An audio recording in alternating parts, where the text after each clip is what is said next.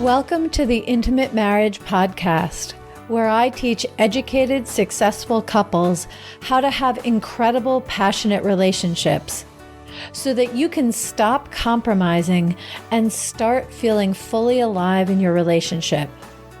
I'm Alexandra Stockwell, aka the Intimacy Doctor. I'm a physician, a relationship and intimacy coach, and I'm an intimate marriage expert. My husband and I have been married for 27 years. We have 4 children and full professional lives, and we've created an amazing marriage.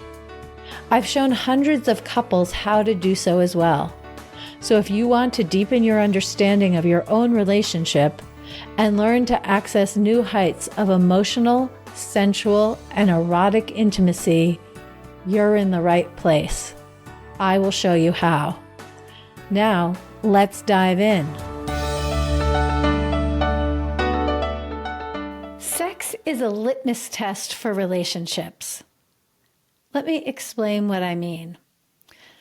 Actually, my son is currently a high school senior, my 3rd child, and he's taking AP chemistry. Now, he's taken chemistry before, but it was during the pandemic, so he didn't have an opportunity to do all the usual labs. So he is now immersed in the amazing explorations in the laboratory, using litmus paper, using liquid nitrogen, just having incredible ahas and the fun that chemistry is. And he comes home excited about it. And so he was describing having a solution in a beaker and then using litmus paper to determine whether it was acid or base. And that's a lot like relationships, because sometimes when it comes to a beaker full of a solution, you can look at the solution and know whether or not it's acidic, basic, or neutral. But often you can't tell unless you use a piece of litmus paper and put it in and see what color it turns. So I want to use that as a kind of opening to talk about the importance of sex in a long-lasting, committed relationship, a long-lasting marriage. Because it's very easy to think, well, we get along so well, we parent well, we travel well, all the things that other people see, all the things that are kind of conventional check boxes or metrics, they can all look really good. I mean, they can look terrible also, and there are problems with sex, but they can also look really good. But when sex isn't happening, or it's not specifically pleasurable for both of you, then that is revealing something about the nature of your marriage, just as the litmus paper is revealing something about the pH of the solution, no matter what that solution looks like in the beaker. Now, that's about as far as I'm going to go when it comes to talking about chemistry, but I really want to use that to set the tone, because a lot of the time on this podcast, I am talking about the importance of emotional intimacy, of communication, of being who you really are in your day-to-day interactions, of uncompromising intimacy in the sense that you are self-expressed and not withholding your internal truth just so that your partner is more comfortable. And I focus on emotional intimacy and how to build it, because when it comes to long-term relationships, anything which isn't sex functions as foreplay. Those day-to-day interactions, how you say hello or goodbye when one of you leaves for work, how the evening winds up once you finish your work or put kids to bed or take the dogs for a walk or whatever it is. How intentional are you in connecting with one another? How much do you anticipate one another's needs and offer to bring in the trash cans when usually the other spouse does that? Like, whatever the situation is, all those little moments, sure, it can be whether or not you bring flowers and whether you smile when you see one another. those are important too. And you can be intentional with romance, but maybe you're not especially romantic. You still can bring a kind of care and connection and maybe a flirtatious energy some of the time to one another. And all of that in your daily life profoundly contributes to how often and how fulfilling the sex you're having is going to be. So that is why I focus on that. And to put it even more explicitly, what I'm about to share is anecdotal, but it's based on many years and many, many couples and my experience with them, is that when couples reach out to work with me, they often, sometimes couples reach out because they really want to improve communication, but sometimes they feel pretty good about their communication, and it's the passion, the sensuality, the erotic chemistry that they want to rekindle, that they want to kind of find their way back to loving one another in those ways, even if they already love one another in other ways. So when a couple reaches out wanting to work on their sex life, I always start with, I build rapport with them and I facilitate enhanced rapport between the two of them. Because if you're frustrated about your sex life, typically there's also necessarily what comes with that, resentment, a kind of emotional shutdown, whatever the case may be. So I know that the very first thing that I need to do to serve a couple is help them slow down enough to enjoy the opening of emotional intimacy, more vulnerability, more safety, more self-expression, more transparency and honesty.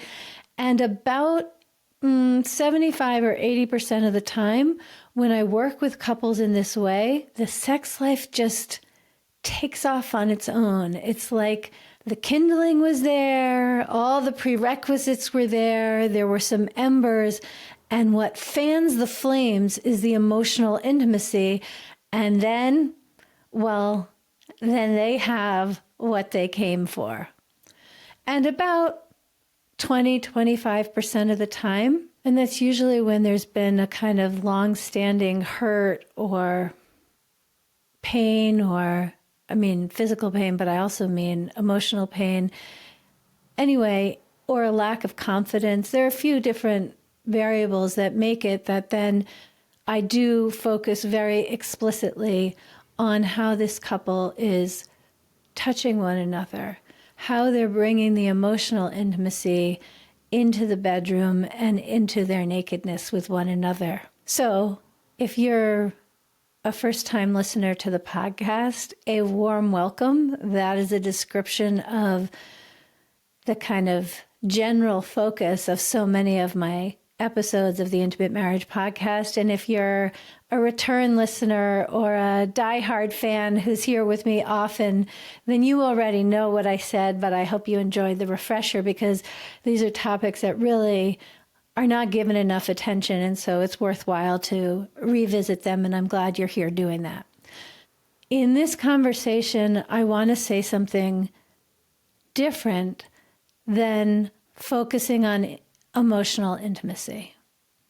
I want to say that if you, in your marriage, have a pleasant emotional connection, you laugh together, you enjoy going on vacation, you are collaborative when it comes to making financial decisions, things feel really good and comfortable, and you're not having sex, then you do not have the degree of emotional intimacy that you might think you do. Because sex is like a litmus test. When you are having sex at the frequency you both enjoy, and you both are fulfilled by it, you look forward to it, while it's happening, you feel good about it, and afterwards you feel closer to one another. When that is happening, then your marriage is magnificent. Keep doing what you're doing. But when that isn't happening, when one of you wants sex a lot more than it's happening, or one of you is having sex a lot more than you actually want to. And never mind a lot, just more than you want to. If while it's happening, you're not engaged, your bodies aren't blending, it isn't a kind of oasis from all of your other responsibilities and really fulfilling you, if you're not having an experience like that, or afterwards, you don't feel any more connected and maybe even less connected, your refractory period, so to speak, involves disconnecting from one another and just being in your own space. I mean, sure, you can have sex and get up and go into a different room, and that's not a problem. That's not what I'm talking about. I'm talking about that feeling like you don't really want to be with someone. You need a pause after having sex. It's like it was too much connection or something.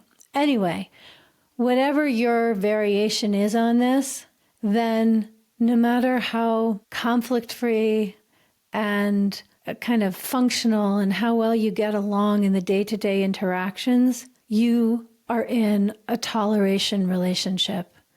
There is a lot of compromise, and you haven't begun to scratch the surface of the emotional intimacy that's available to you. Because when you really can be intimate and connected with one another, with your souls, it's not such a challenge to bring that into the connection with your bodies.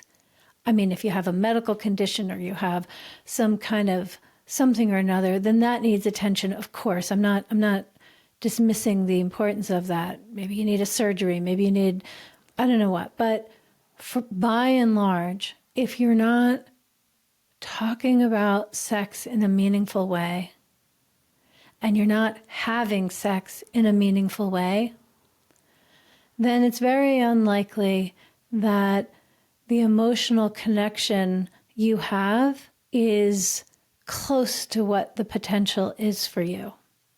Now, if you come from a very traumatic childhood, or I don't know, you have PTSD from something else, and maybe just keeping things at a lesser level of engagement is working for you, then great. I'm not suggesting you change anything, although if that's your situation, it's very unlikely that you would be listening to the Intimate Marriage podcast, which is all about growth, expansion, becoming the person who is capable of feeling more, giving more, receiving more, and being more present to whatever is happening for your partner.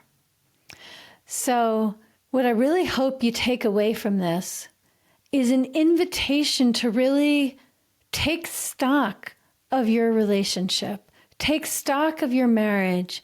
And if you feel like you get along well, but the sex isn't everything you want it to be, well, you can start focusing on how to make that so. And one of the really great ways to do that is to become more emotionally vulnerable and to start talking about sex with your spouse. I have another episode where I go into detail about how to do that, and I'll link to that episode in the show notes so you have access to that.